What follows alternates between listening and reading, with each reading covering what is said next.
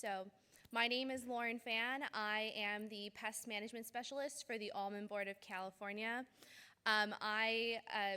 This is my first year in organizing the Almond Conference, so it's been really exciting and quite a learning curve, but I'm really excited to be part of this industry and learning a lot from our researchers and speakers, as well as others throughout the entire conference. So a little bit about this session: it will focus on techniques to develop a disease management strategy when the return on investments are low, and including finding the best way to prevent diseases from occurring and what you can do to manage these problems.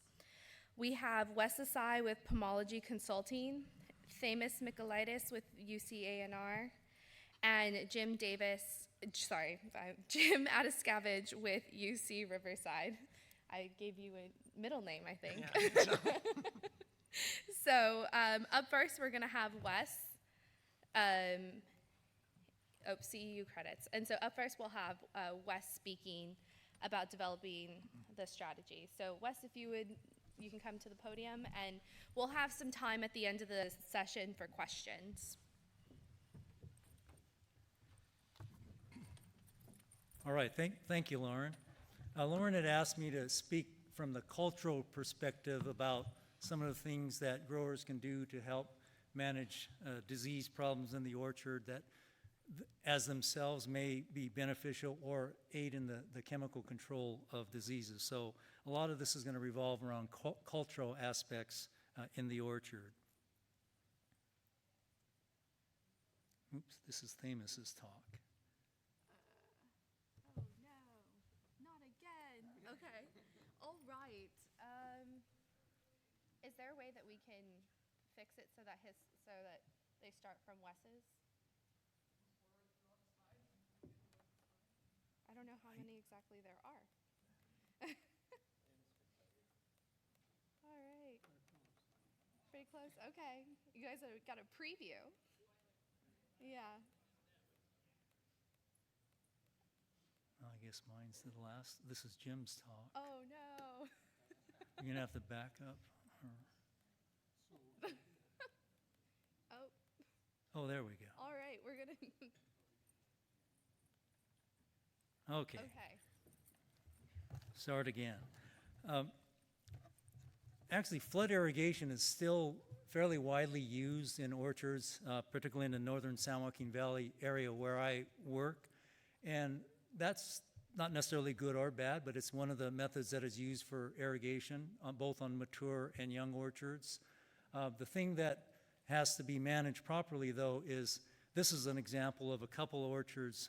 The one on the left would be micro sprinkler irrigated, and the one on the right is drip irrigated.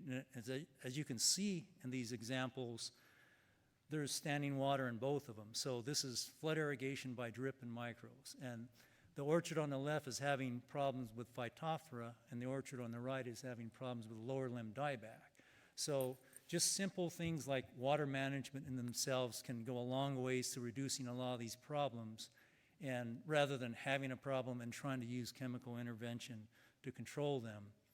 The same goes with young orchard situations where you might have sprinklers right up against the trunk. I understand in first year establishment that's important, particularly with potted trees. But as you get more mature and the roots are established, having that sprinkler spraying right up against the trunk, whether it's a internal infection or whether it's a infection that might be initiated through contaminated water sources, these types of situations can exacerbate infection on occurring. Also having emitters right up against the trunk as well, particularly as the trees mature. You probably see several orchards like this where the orchards are mature and bearing and the sprinklers are still left next to the trunk. And in many cases, this is not necessarily bad, but in some cases, there are some pretty major Botrytis infections that we see. So a simple cultural practice like moving the sprinklers away, because trees of this size obviously have roots well out into the middles of those berms there, and they can absorb water and don't necessarily have to have water hitting directly on the trunk. Just a little bit about blasts. I know Jim's going to cover this, and It's a little bit more difficult to deal with. There are some tools that we can use. I'm very fortunate due to Jim Adaskaveg's work with getting Kasumana Section 18. That's one of the tools in the box that's available to use for almonds. Some of the other cultural things you can do to both try and reduce the blast and canker phase of this disease is to try and minimize freeze events or injury from cold damage. If you've seen the situation where you've already got nut injury or where you see the epidermis is raised over the veins and there's air pockets in there, that tissue has already been subjected to cold injury and probably some Pseudomonas invasion. So if you have that situation, you likely will see some blast occurring in those blocks. Some of the cultural things you can do, try to minimize freeze injury during freeze events. Some growers even run sprinklers or heaters even in January before bloom if you're in an area where you have a lot of blast considerations, just to try and reduce the freezing damage to the blocks. Keeping weeds under control. Even if you have a cover crop, if you keep the middles clean or the tree rows clean, that's area that can absorb heat during the day and re-radiate it at night. So something to consider as well. Every year during the peak frost period, I always come across at least a couple blocks that freshly cultivate right during the peak of frost season. And obviously this is something that you should try to avoid because freshly cultivated soil is the least efficient at absorbing heat during the day, and it radiates it out very rapidly, so there's very little stored heat for nighttime protection. So again, another cultural aspect to consider when trying to manage your blast situation. There's some evidence on other crops and many weed species that certain penetrating surfactants can enhance Pseudomonas absorption through the stomata. So in fact, some of the labels on these products specify do not apply during frost events or do not apply if there's a chance of freezing. So keep that in mind because a lot of these things can potentially enhance blast.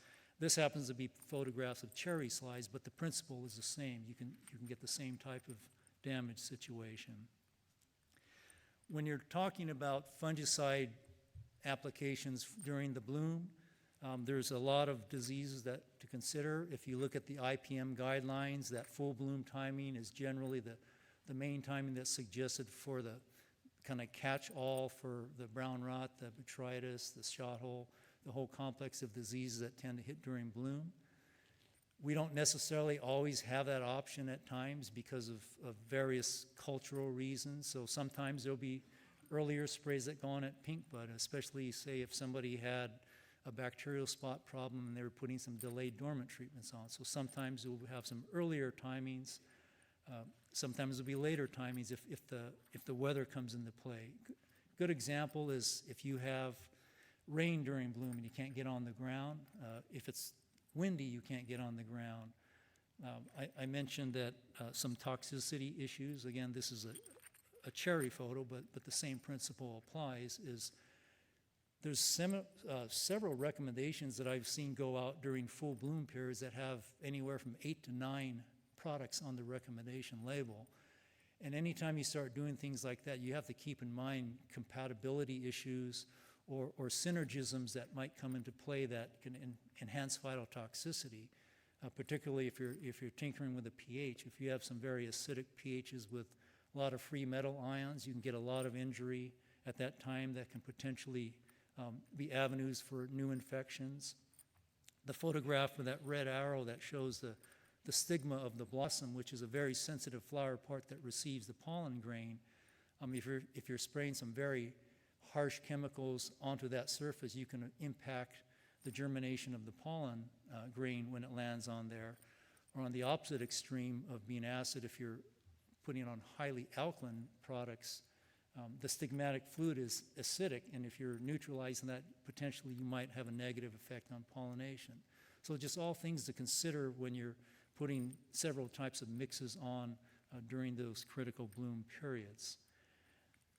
I've got a picture of a bee in there, and I think those of you who heard the bee presentation earlier, know of some of the concerns about applying different materials during the bloom when bees are active, and certainly there's a lot of unknowns about synergisms between combinations of various products, particularly when you start talking about fungicides and insecticides combined, or even certain adjuvants, and largely the penetrating type of adjuvants, when they're added to materials, they change the way they react and potentially may have some negative impacts on bees or brood. So all of these things need to be considered during those application timings. A little bit on the lower limb dieback, and I know some of these topics are going to be discussed by the next two speakers more in depth, but I'm just going to touch on some of the cultural things that we try to do to try and minimize this. Any of you who have dealt with lower limb dieback know that it can be quite serious and cause a lot of fruiting wood loss and current season's crop loss. Bruce Lampinen's work has shown a lot as far as water management. One of the key cultural things you can do to reduce this potential, namely over-irrigating during that early growing season can induce a lot of this dieback, to where not only is it affecting current season, but also future seasons. Budwood is dying off as well.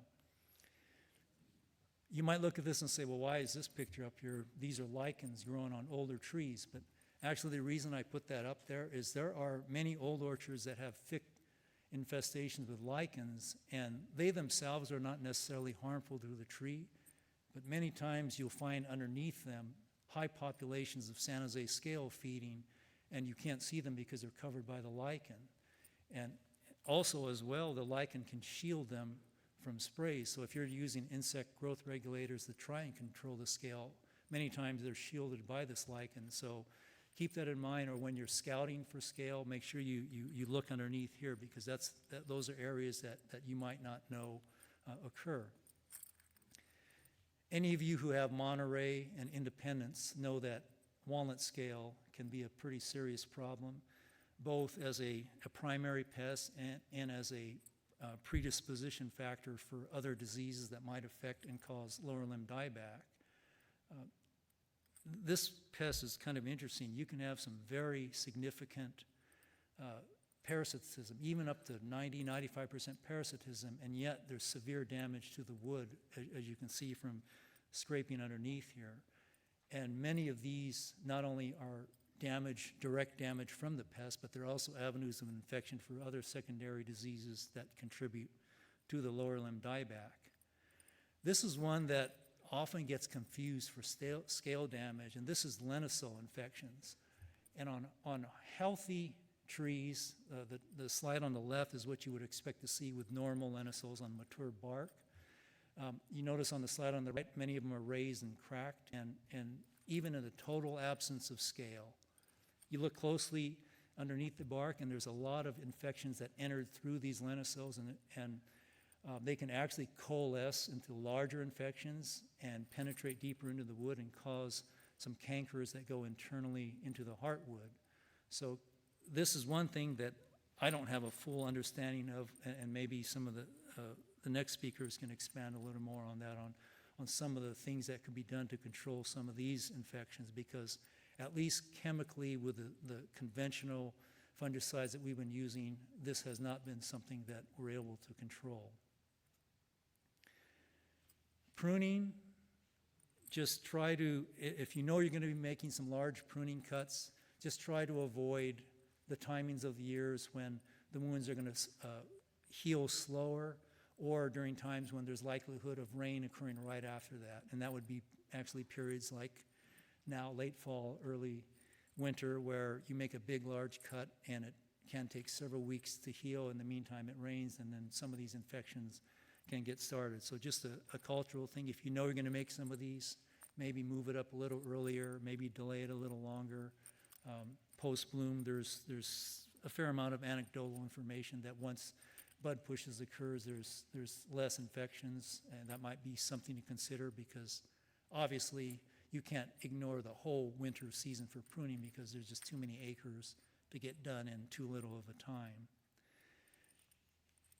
Now, I'm not going to condemn topping or hedging, and I actually do it on some of my own ranches myself.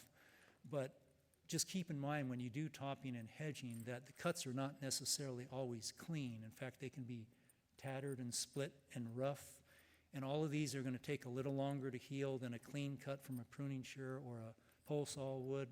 So if you see some infections occurring under these circumstances, don't be surprised, because these wounds obviously are going to take a little longer to heal than a clean cut would.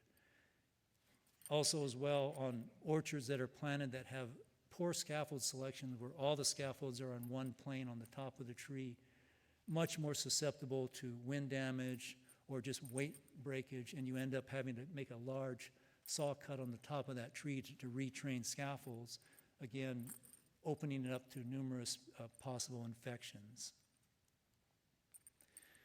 Just a little bit here on rust. You'll look at this orchard and say, well, there's leaves on the bottom and none on the top. Rust in alternaria, if you follow the UC guidelines and protocols, are fairly easy to manage for the most part. The exception is on first and second leaf trees, and this is largely due to the fact that it outgrows the coverage. You can see on these trees that part of the foliage that was there when these trees were sprayed at the proper time have excellent control, and everything that grew since then that had no production is completely defoliated. There are some things that growers can do for that. We've done a few experiments trying late applications on that new growth. The minute we start to see the yellow halos of infections, even though theoretically you're not going to stop that infection because it's already occurred, but with using some materials that have efficacy against this pathogen and timing it before it sporulates, there's actually been able to stop. The left side has no fungicide, the right has fungicide, and you can see the sporulation has been held in check and they're drying out. And if you actually look at it through the light, those dried out areas just dry and fall out. Foliage stays on the trees.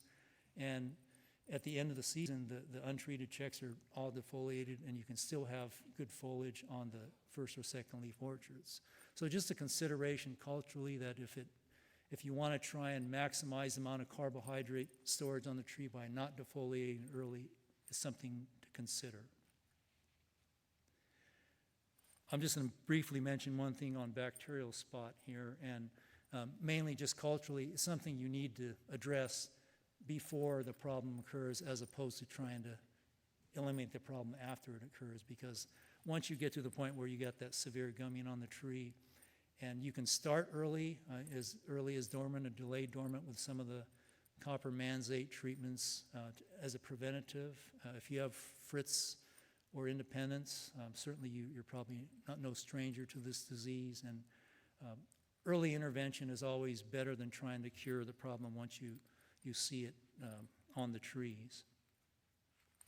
And the last topic I'm going to touch on, and I'm not going to take Jim's thunder away on his, but I'll just briefly mention that there's a multi-pronged approach to managing hull rot, not just spraying fungicides at hull split.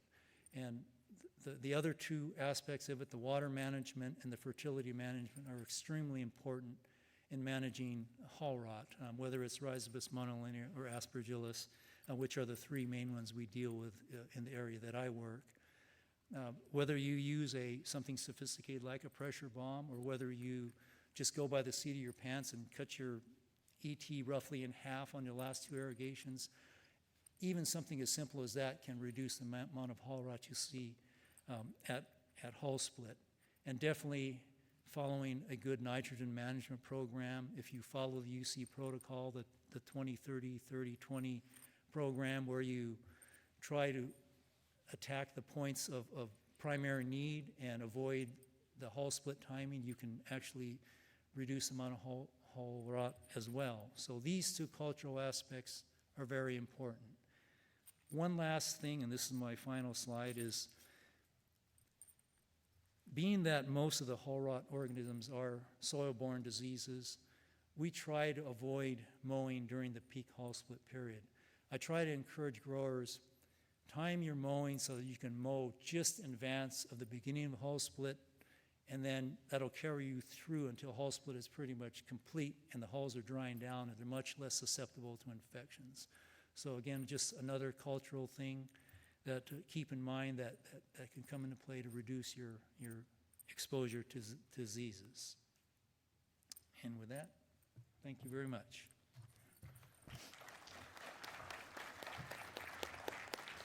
Okay, like I said, we're gonna hold questions until the end, and I think we're gonna have to just click back all the way to the beginning.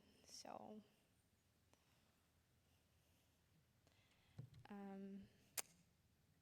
all right, almost there.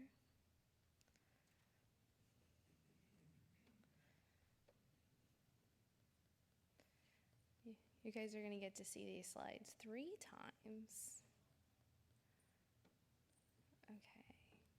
All right. All right, up next is Themis. So, thank you. Should I leave now? You're leaving because we've already gone through your talk. All right. Good morning, everyone. Good afternoon. Today I'm going to talk about canker diseases of almonds. Not all the cankers, but some specific cankers that really we have new information that is very practical, and growers can start using this information. So, first of all, what is a canker? It's a continuous mass of plant tissues that become necrotic because of infections, mainly by fungi, but also bacteria can cause cankers. For example, the bacterial canker that was reported earlier. So the canker pathogens colonize the entire tissues, the necrotic tissues, cause necrosis, and then they progress internally beyond the canker. So a canker can result in a blight, but a blight does not always require a canker to develop. So today I chose these 3 cankers that have become an issue in the last 5 or 6 years. Of course, the bank canker, which is an old disease. Then the Neoscytalidium canker that probably most of you have not heard about it, and also associated with whole rot, and the ceratocystis canker. Now, the bank canker was reported by 3 professors at UC Davis in 1975. It was reported as a sporadic disease, and in fact, in that paper, they reported 2 of the fungi that caused this canker, the Botryopsera dothidia and Hendersonula toruloidea. And both of these fungi belong in the Botryopseriaceae family. So, but Botryopsera dothidia is not a new fungus. We had Botryopsera reports from 1915 on walnuts causing a melaxuma canker, as they used to call it. And also in 1935 was reported in avocados, in walnuts, and citrus. So going back to the Hendersonula toruloidea, that was a report, again from UC Davis in 1965, causing branch wilt of walnut.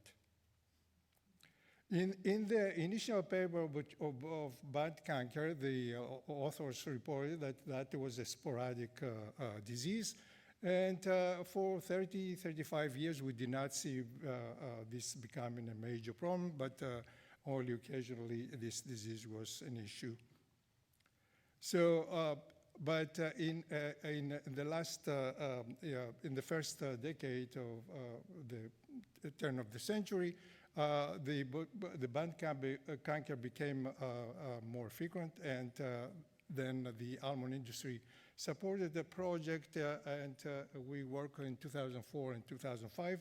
But even in those days, we concluded that the disease was not a major, not so much damage to the almond growers.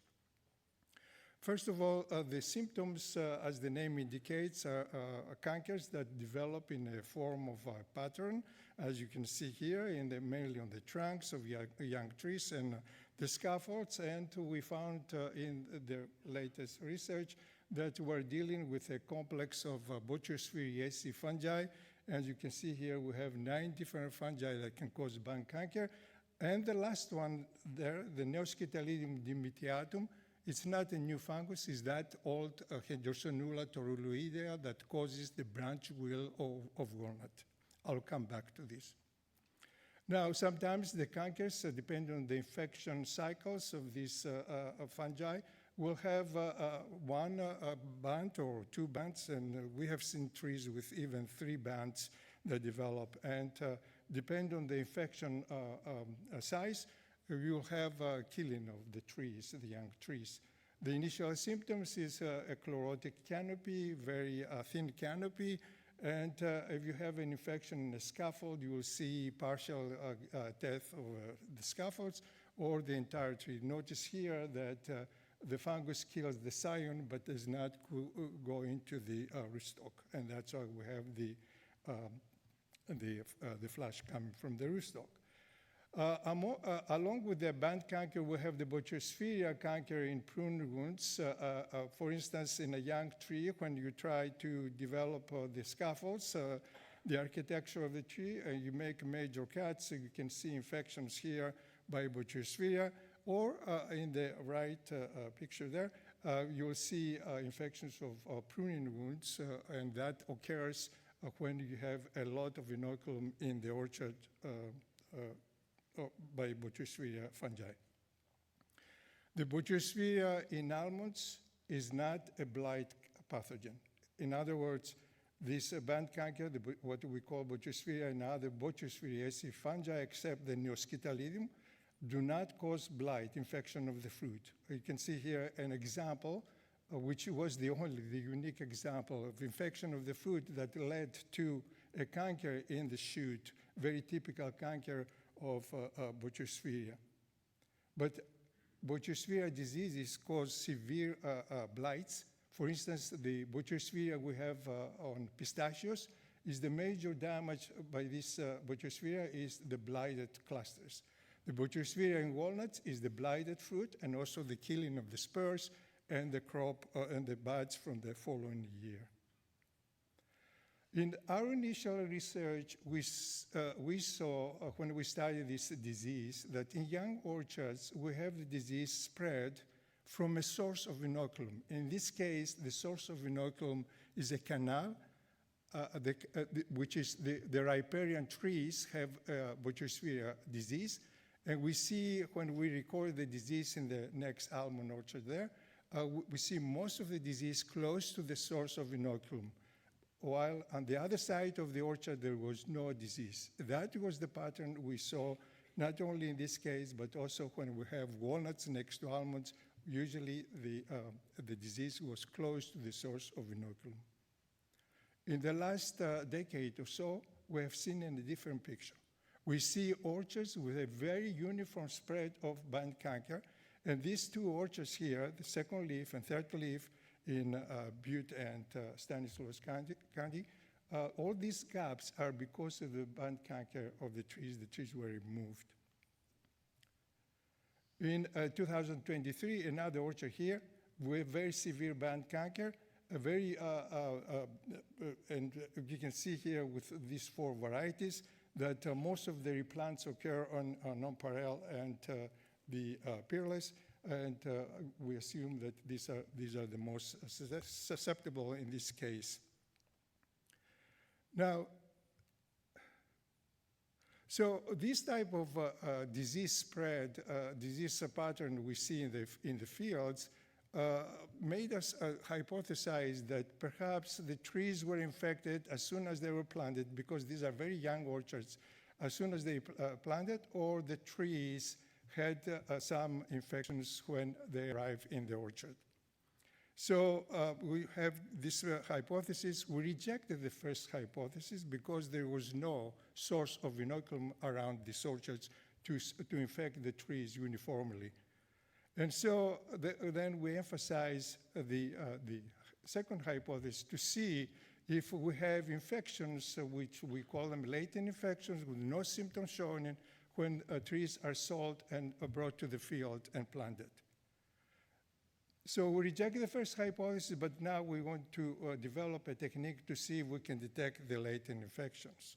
And this technique was developed in our laboratory for 6 canker fungi. And it is a molecular technique where we quantify the DNA of these 6 groups of canker fungi in symptomless tissues. And so we collected newly developed shoots as well, 1-year shoots who do not show any symptoms, and going through this process where we take the bark from this and we extract the DNA, and then we quantify that DNA. So this is an example from 3 orchards, first leaf, second leaf, third leaf. And you can see in those young tissues, the newly emerged shoots and also the young 1-year-old shoots, we detected 3 different canker fungi, and this is Butyrosphaera diophidia, Lasiodiplodia, and Ophisococcum, which are considered very virulent on this, causing this canker. We also went to nurseries and we collected budwood, leftovers from the season, and we did the same approach. And in this budwood, we determined in different varieties 4 different canker fungi. In other words, these fungi develop in the young tissues and we don't see any symptoms.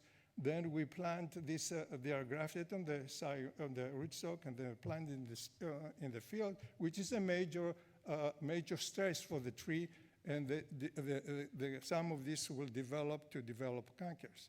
So we want to protect, to see if we protect these trees at the very young age, can we get a protection, lower disease? In this example here, we treated these trees with Topsin and Topsin neurale. This is 50 replications, 50 replicated trees per replication. And this is an orchard where we did not have any symptoms when we apply the materials. Now, when we went back 8 months later, we determined that the untreated trees, the young trees, develop very high levels of cankers on the trunks, while the treated had very low. So it is, in a way, the Topsin and raleigh protected the trees.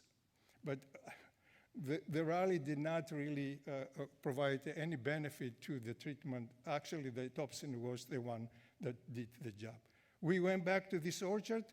Again, 33 months later, we didn't do any other treatment, and we could see severely infected trees in the trees that were not sprayed, and the ones which were sprayed did not have any severe cankers.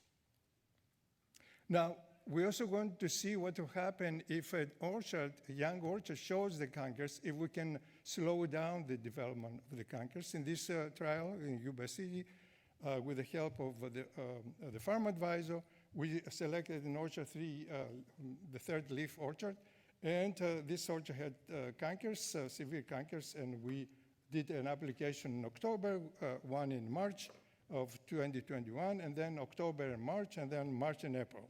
And we had the untreated control. Again, these are very major replications because each replication includes 50 trees.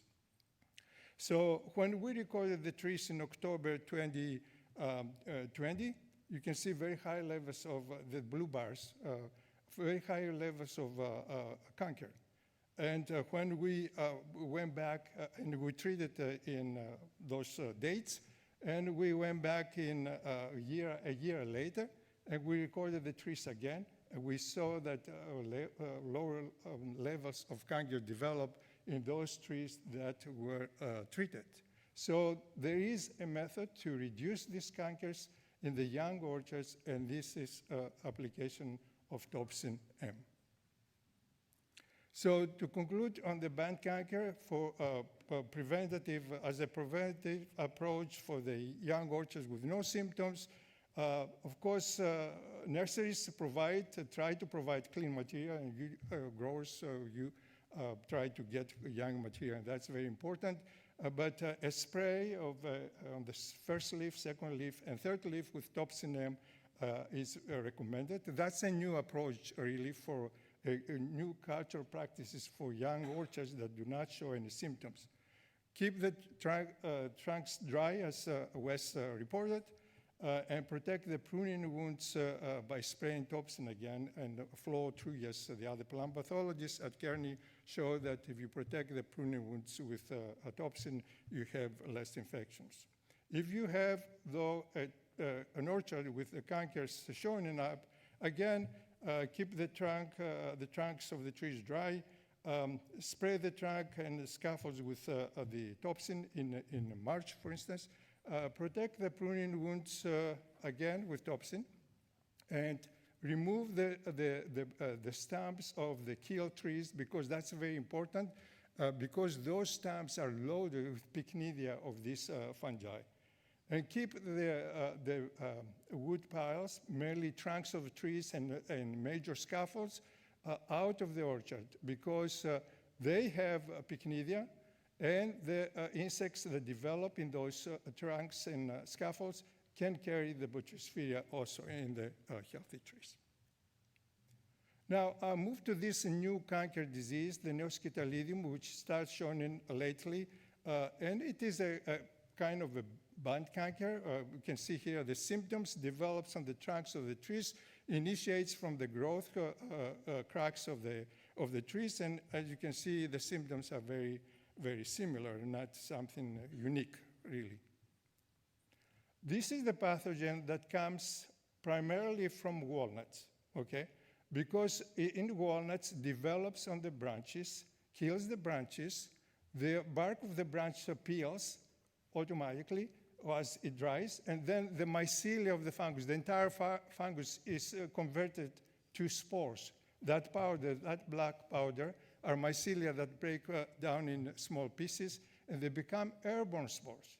Now, besides the dust that contributes to whole rot, if you have a walnut orchard next with this type of infections, you have these airborne spores going to the almonds. And when the almonds are at whole split stage, they will get whole rot mainly by this fungus. We know that the main pathogens of whole rot are ricebush and aspergillus, and causing also the shoot blight there because of the fumaric acid that the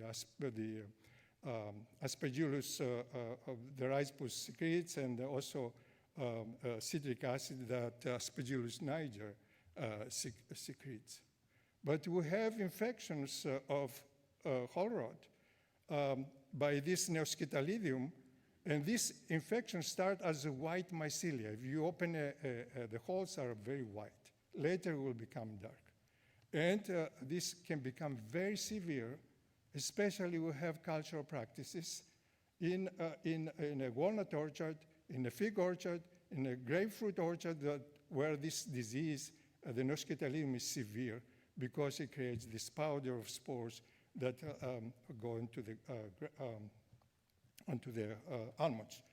And the interesting thing here, we have the fungus moving, the portion of the slide on your right, okay? On the lower part. From the almond, the fungus will blight the almond. It will go through the shoot and will go into the branch to make internal canker. That's very unique for this fungus. So we get not only whole rot, but also cankers by this fungus. Now, we did not do any control methods, but fortunately, Flo Truias, when inoculated pruning wounds, he had included this fungus as well. And he found out that topsin works in all the Botryopspheriaceae, including also the Cytosporin and Eutypa, and he gets very good control for this pathogen. So when you spray the young trees, the trunks and the scaffolds with the topsin, you're taking care of this pathogen as well.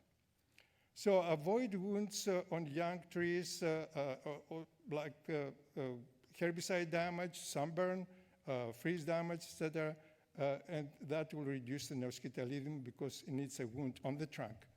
Avoid practices in neighboring walnut orchards or fig or grapefruit because this disease is very severe, and if you talk to your neighbors who have these crops, try to convince them not to do cultural practices or mowing the ground, etc., in order to avoid production of inoculum.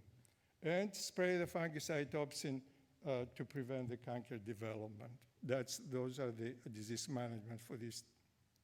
Finally, I will report a few things here on ceratocystis canker, which is an old disease in pistachios.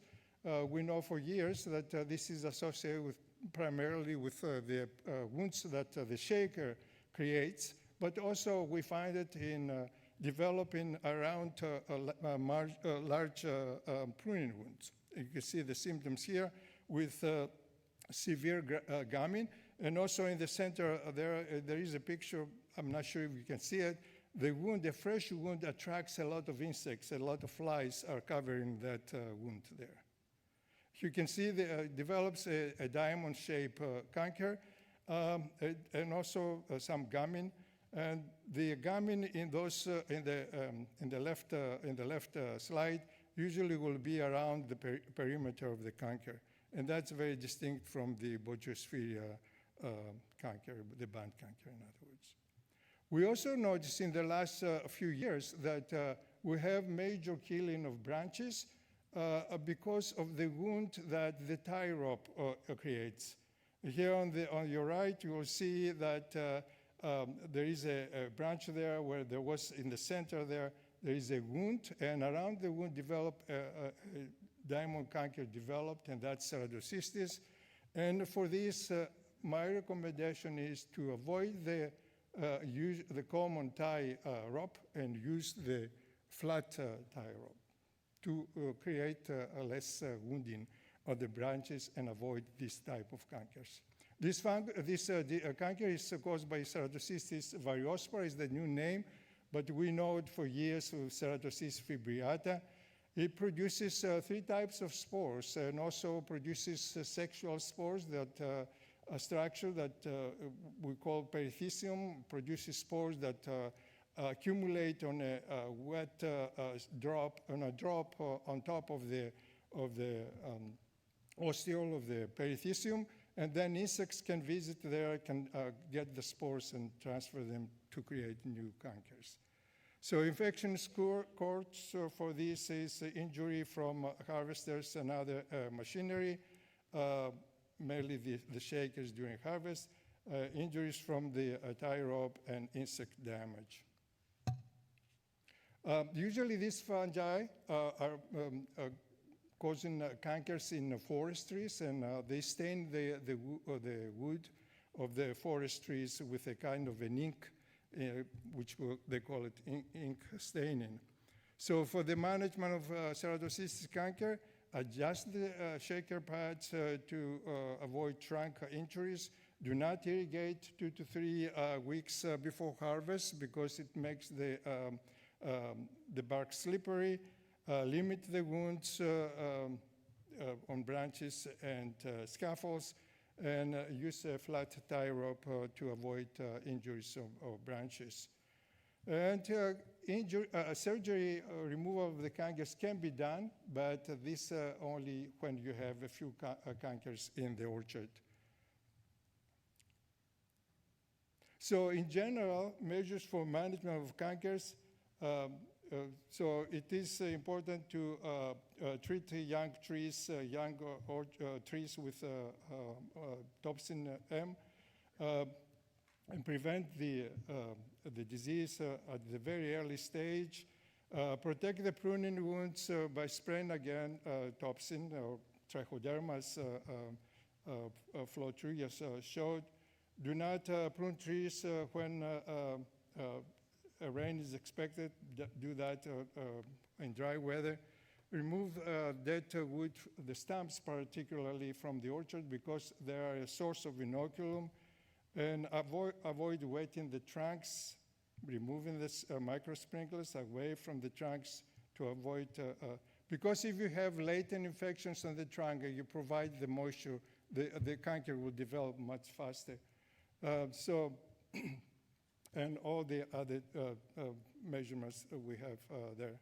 So with this, I would like to thank you, and also we have a poster, number 64, if you want to visit the poster.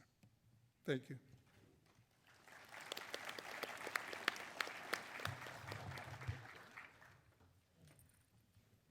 All right, and up next we have Jim Adaskaveg, who'll be talking about developing a disease management strategy for bloom diseases. So here we go.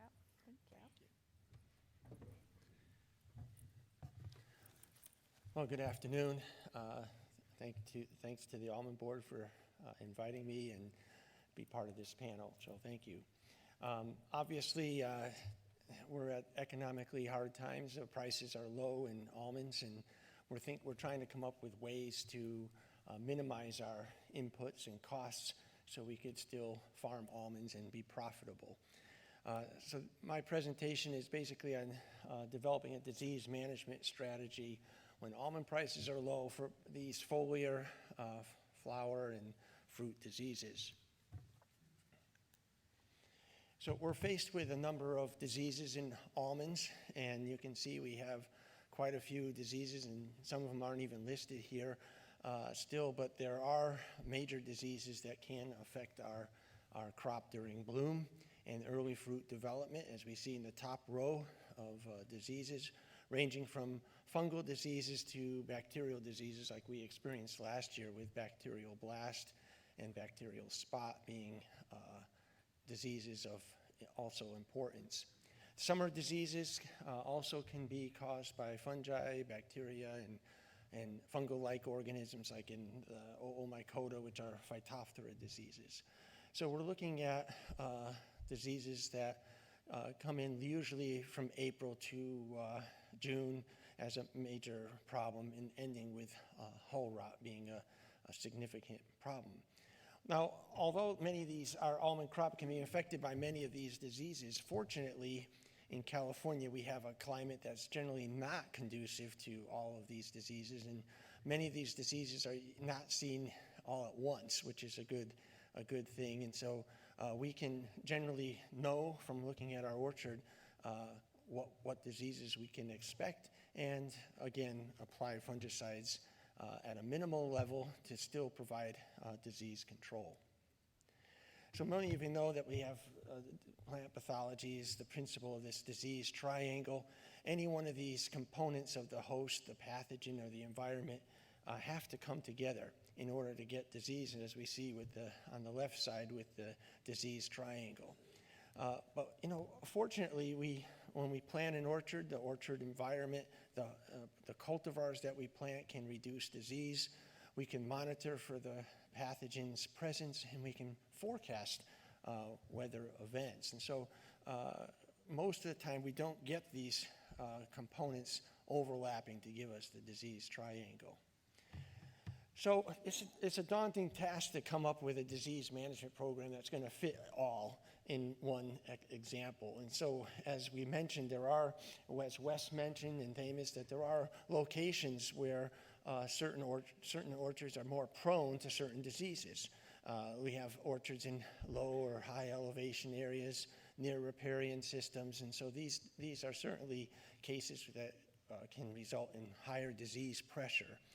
How we design the orchard, the number of trees per acre, the planting design kind of determines the air movement in the orchard and how fast things dry out, and this also can greatly influence disease development.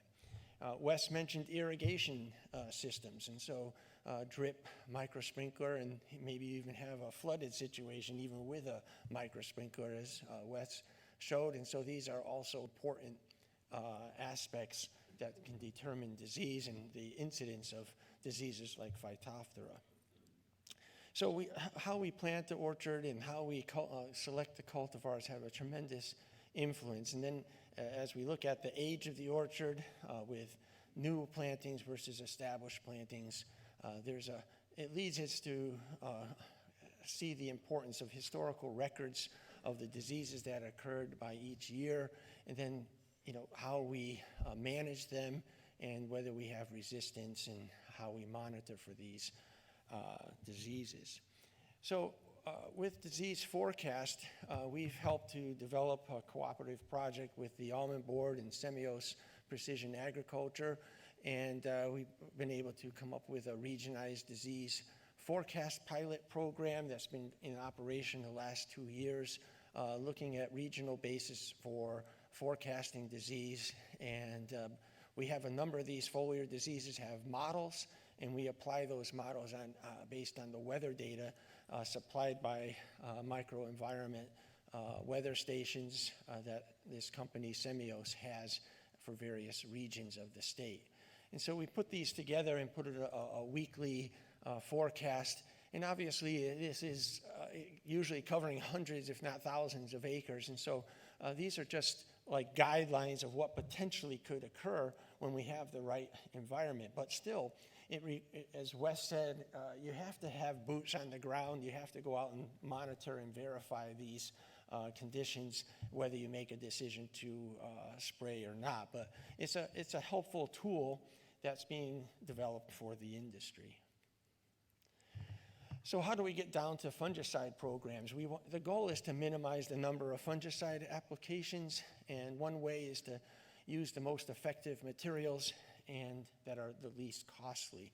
And so conventional treatments are available, and with the use of some of these generic materials of recent things go off patent, things are being registered by other companies, and we call these in general a generic material. And these can be utilized in a strategic way because they're very affordable. And we can save our more broad spectrum, multiple modes of action materials that can target several diseases for strategic use. So the timing is very important for the application to get the highest results. You want to choose a timing where you can get many diseases and a fungicide that works on several diseases. So this is a strategy to not identify materials that just because they're inexpensive, but they have to have activity against several of the pathogens you're looking at. And then, we've been promoting for years that our fungicides for brown rot are very effective. And if we don't have conducive conditions, we can do the delayed bloom, wait till full bloom, and make one application and get excellent disease control. So this is an example of how weather and phenological stage and the selection of the fungicide can really change your use practice in disease management. So there's a number of factors that we're considering. There's the fungicide timing and choice of mode of action, MOA, and we want to apply when there's appropriate time or appropriate risk or potential for disease. You want to apply when you can get the most effective and costly treatment available. And again, we're using these materials with the broadest spectrum of activity to cover multiple diseases, not just brown rot, for example. We want things that will possibly work on botrytis and possibly colotochicum, the anthracnose pathogen. So we're looking at ways to optimize the targeted organism and consider that we have a history of the disease. We know that what fungicides, if there is resistance, and we can select materials like generic materials to cut our costs. Again, there's a lot of variables here. Orchard design, orchard history, use of disease forecasting all has to be balanced in the decision-making process for your particular orchard. So the springtime diseases, obviously we're all concerned about brown rot. And last year was a year where we thought we had a lot of brown rot, but when we went out and looked at the blossom infections, it was botrytis. And so we've done a great job with fungicides that work for brown rot. But again, when it's cool, wet weather, cooler than down into the 45, 50 degrees Fahrenheit in wet conditions, botrytis can really become a blossom blight pathogen similar to brown rot. At this time, we're looking for materials that would also provide shot hole and anthracnose control. Again, a temperature-dependent diseases that if it's really warm and wet, we should be thinking about anthracnose and bacterial spot. But if it's cold and wet, we're thinking about bacterial blast and botrytis, for example, as opposed to so these different diseases are directly affected by the temperatures that we're experiencing at the time of bloom. And we get into the summer diseases, we have late spring diseases, and scab has been really well managed. It's been on the downside in recent years, but Alternaria is still a very ongoing disease, if you will, in California. The reason for this is we've planted high-density orchards, we have restricted air movement, we have long dew periods and long wetness periods. When we do irrigate, the humidity is much higher, and so we can get these types of diseases and years after when we planted the orchard. Because we're using minimal sprays and fungicide programs to save money, rust can become a problem. We see infections in April and May, and then these can result in defoliation later in the summer as the infections spread. And so Wes pointed out that there are good treatments for that. And again, Themis was talking about different causes of hull rot, and so again, we can look at cultural practices as well, and like Wes said, our nutritional components and irrigation strategies may not even require a fungicide treatment if we're using the proper cultural practices. We put a lot of this information together in what we call the fungicide efficacy trials, and this was updated in 2022, and we plan to continue that in 2024. So what we have is, out of that document, we highlighted a couple different issues. You can plot out the major diseases on the left-hand column. You're worried about anthracnose, shot hole, brown rot. These are the springtime diseases, green fruit rot. And then as you get into the late spring, summer diseases, we're trying to manage scab, alternaria, rust, and hull rot. And so what we're saying here is that the red 3 category is the most effective timing. Like, so if we look at brown rot or anthracnose, if we have the right conditions, those timings are very critical for managing those diseases like brown rot blossom blight. That full bloom treatment is a very critical time. Now we look across here, we add up how many diseases we can cover. So with those that have a 3 or a 2, that full bloom treatment, we can get 4 diseases by choosing the right fungicide that has activity against shot hole, brown rot, green fruit rot, and anthracnose. So that's a critical time where you can get 4 diseases that have a 2 or a 3 in the sense of disease pressure. Another time is that 2-week and 5-week after time period is another critical time. And we have another summertime condition where we have May and later June, where this is also a critical time for especially alternaria if you're trying to manage that. So across the bottom, I have this less favorable conditions, and it's again based on this forecasting of disease. And if you have less favorable conditions, you might be thinking of a 3 or 4 spray program. If there's more favorable conditions, lots of wetness, warm temperatures, you might have to put on 4 to 6 applications. But these are just guidelines again now. Not everybody has to follow that, and you can maybe skip one of these applications if that disease is not a real concern in your orchard. So we developed we show this slide, and we're quite proud of it because it shows like what our goals were over the last 20 years is to register a lot of different products and have different modes of action, and each circle represents a different mode of action. And so this basically shows us our conventional single AIs, and the premixers are on the bottom, showing you the frac codes in the lower right, and some of those with the numbers. And again, these allow us to ensure that we're not using any one material, overusing it, so we could have a choice of materials.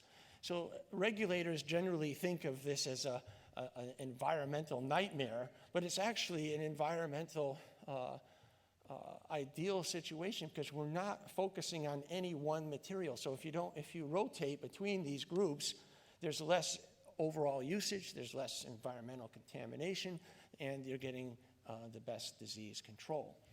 More recently, we've looked at a lot of biological materials. They fall into 2 categories, BMO1, which are natural products like plant extracts or fermentation products, And then there's BMO2, which are biological controls, actual organisms that are going to be sprayed to manage the disease, from Botector or Serenade or Serafel. These are organisms that are being applied to actually compete with and block the pathogens from causing infection. So we have a diverse array of materials, and so we do have a good strategy, and I've challenged the regulators to think differently about this situation. Is not that we have so many materials and that we need to reduce that, but to think of it as a way to minimize exposure to any one material. I know this slide's a little bit hard to see, but what we've done is put the FRAC codes, again with the diseases on the left, at the different timings that we've identified before. And so across the bottom, you see numbers like 3, 9, M5. And so these are materials like a DMI, the analytical pyrimidines, the AP fungicides are 9. M5 is Bravo or chlorothalonil, and M3 is Manzate or Xyram, and then we have the 311s, the 711s, and the 37s saved for our Alternaria late spring and hull rot sprays. So we're focusing on several materials, 3, 7, 9, 11, M3, and M5 as choices that we could use to select materials that are very cost effective and give us the most bang for our buck with multi modes of action and with broad spectrum activity. So we wrote this down again. Here's our diseases of concern. On the left, we have brown rot. And again, I listed two conditions, pink bud or full bloom. We've been spraying for brown rot for the last several years. We've been going through drought conditions, and last year it was wet and cold. So brown rot has been really a low pressure and well-managed disease. And so again, we probably don't need the pink bud spray. We can target the full bloom spray, and I listed Vanguard and Scala as FRAC code 9 as an excellent choice here, and the cost of these materials is listed under the approximate cost with a 10% markup based on the retailer or distributor the general cost associated with selling these products. And so, but these are the actual costs, so you can start adding these up. If you're doing a 4-spray program and you start with a full bloom spray, it might be somewhere between $5 and $19 as your materials of choice. You would then think about petal fall, and 2 weeks after petal fall. Bravo or the chlorothalonil products have 150-day PHI. So for those of you not familiar with that, that basically means that you have to use it by the second week of March in order to meet a nonpareil harvest the second week of August. So if we want to integrate one of these materials, the cost again is very effective at $16 to $19. Manzate was an important fungicide for control of rust, and so putting it in this time period would make sense as far as the rotation goes. If we look at,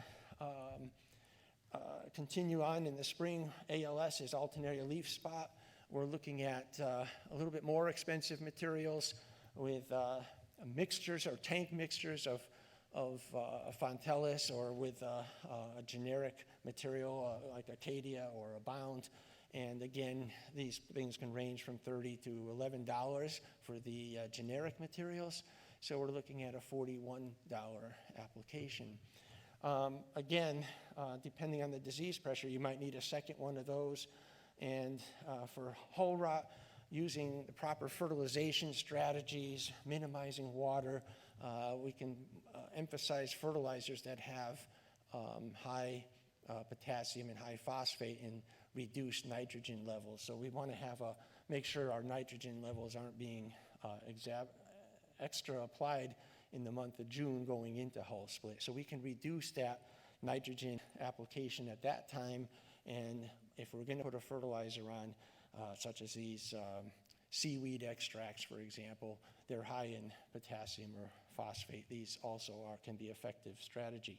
So under low disease pressure, we could be under $93 for the, and if we don't need one of those materials, we could be even in the $70 range of the cost of material. Obviously, you have to pay for application cost, which is roughly $50 an acre, but when you start adding up a forest spray program, you're doing $200 worth of equipment and labor charges, and then you cost of the material is less than $93, you're doing a whole disease management program for roughly in the aspect of $290 or so less than $300 for total cost.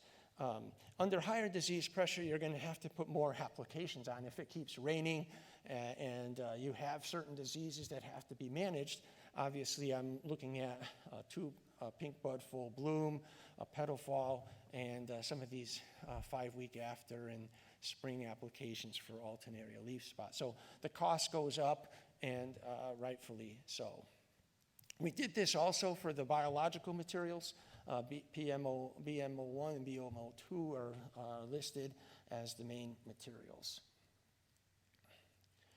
The cost of these materials now is much higher. And so I'm not going to debate this much, but these materials require, like Botector, they're fermentation products. Problad is an extract of this plant.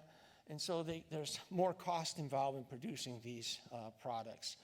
We listed things like OSO, because that's organically approved, Serenade, sulfur, Botector. These are the materials that are organically approved, and so we can see the cost of these materials and what we have data for to show that these would be effective treatments. They're not going to be as effective as conventional materials, but they will be effective in reducing the disease. But the cost ranges from $135 to $198 for the raw materials. So my summary is increasing arsenal of fungicides are available, and we think that's a good thing for all the respective environmental concerns as well as for disease management. They have a broad spectrum of activity and efficacy, and again, we want to apply them only when we need them with monitoring our environmental conditions. Generic compounds are available, and they can be very effective cost-wise.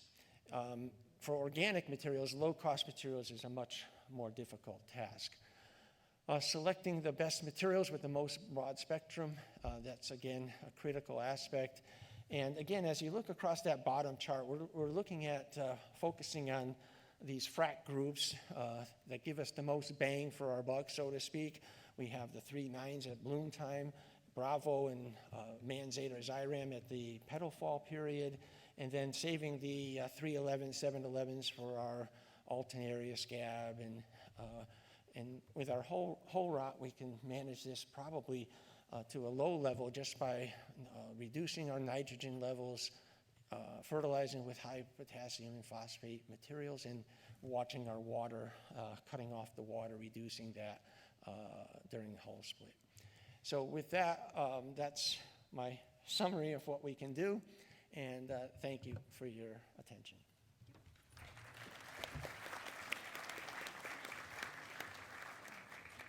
Okay, so we have time for some questions, and I guess, yeah, like any questions in the audience? None? Okay, yeah. You could do that, or we can repeat your question as well. You said these cancer diseases are coming latent from the nursery. So by latent, you mean their spores are on the surface, or they are inside the tree itself? There are infections that initiate, they are not spores, okay? They establish infections, but they do not express symptoms that we can see. So the American Phytopathological Society defines a latent infection as the close association of the pathogen and the host without the expression of disease symptoms. So they are in the bark of the shoots. Perhaps we should be convincing the nurseries to spray tops. Well, the nurseries know about this. They do all the kinds of treatments. But these fungi have become so frequent, so abundant in nature in California that we do get these infections on the mother trees where they got the budwood, and they're all over the place. So we see budwood, or we see them in the young shoots in the orchards, so they're very abundant. So what if the grower, when he takes these bundles of trees, sprays them the tops of before he plants? That would be a good approach. We have not done that, but we recommend a nursery to treat them before selling them with Topsin. And I use Topsin not to promote the chemical, but that's the only chemical that really consistently show reduction of the cankers. And that is what we're doing now, following those trees in the orchard to see if we can get lower disease levels. Okay. There was a question on this side. With application costs going up, is there any place to use dusting sulfur as a fungicide? Everyone heard the question. It's about using, with costs of application going up, and they were wondering about dusting of sulfur. Sulfur works well on rust and should be considered. Dusting is an application method that can be used with wettable sulfurs. The problem is that we're kind of concerned about worker safety nowadays, and dusting can be a more hazardous approach to applying fungicides, but it is an effective strategy. But the sulfur generally doesn't have residual activities as long as some of the newer fungicides or some of the even older ones like manzate. So you have to balance that out, because the sulfurs probably work for 2 or 3 days of residual action, and where manzate might be a month of residual activity. So, I mean, again, there's a lot of decisions that have to be made and prioritized for your specific location and needs. Okay. Any other questions? You all covered it. You covered all the disease questions. No questions in the audience. You've done it all. Another. Jim, I see that you said for full bloom we use 9 Vanguard and Scale. That's correct. My understanding, and maybe I'm wrong on this, they do not pick up the fight. No, but Vanguard and the group 9 antiloprimidines were actually botryticide fungicides. And so they were developed for botrytis, and then they also worked on brown rot very well. So they do cover that, and they have some shot hole activity. So again, we're choosing materials that work on multiple diseases that could be a problem at that time, that have a little bit of a residual time of 10 to 14 days, which takes us into petal fall. And so the choice of those is economical, they're highly effective, and they're persistent long enough to get us into the petal fall period. And so our strategy was to integrate those, and with the high disease control we've had over this last several years, I mean, the pink bud spray is probably not needed if we don't have that much rainfall, and maybe that's our target. But if we can get past the bloom and into petal fall, then we can put on materials like Bravo or Xyram, which would provide several weeks of protection and disease control for multiple diseases. Okay, we have one last question. I assume coverage is really key on all these fungicides. Any comments on keys to good coverage? The question's about coverage, how it's important for management. So any key thoughts about that? Well, Wes, you might be able to add something, but I'll start with, coverage is absolutely critical, and getting good coverage is important. But, we've, because of the bee issue and pollinators, we've not been advocates of adding, like what Wes says, 8 or 9 different treatments or adjuvants. to the bloom sprays. The fungicides, in all our testing, the fungicides are done by themselves without any addition of adjuvants.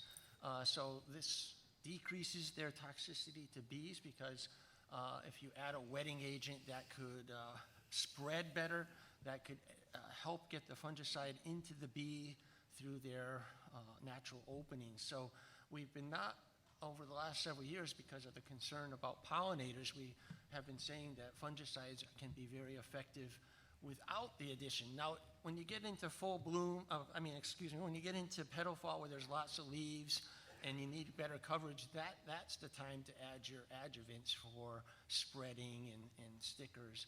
But at bloom time, these fungicides perform very well without any additional adjuvants. I mean, my only comment about the coverage issue, and I think everybody out here knows that, is ground speed and,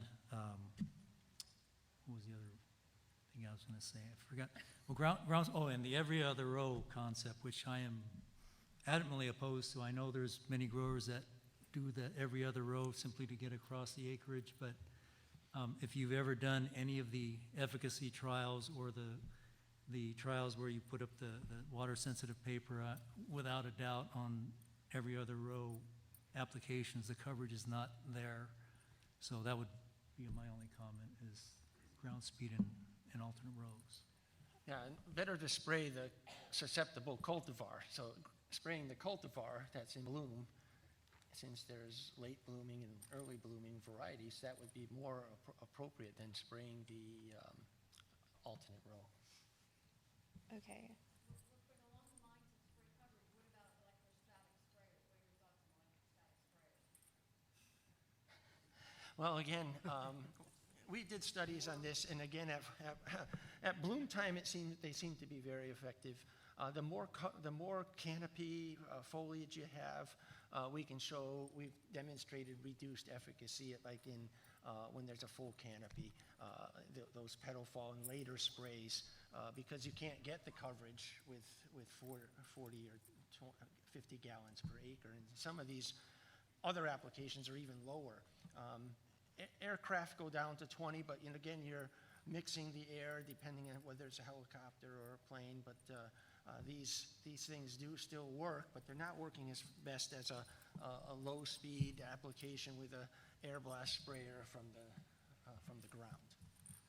My comment would be, for ground application, don't go above 2 miles per hour.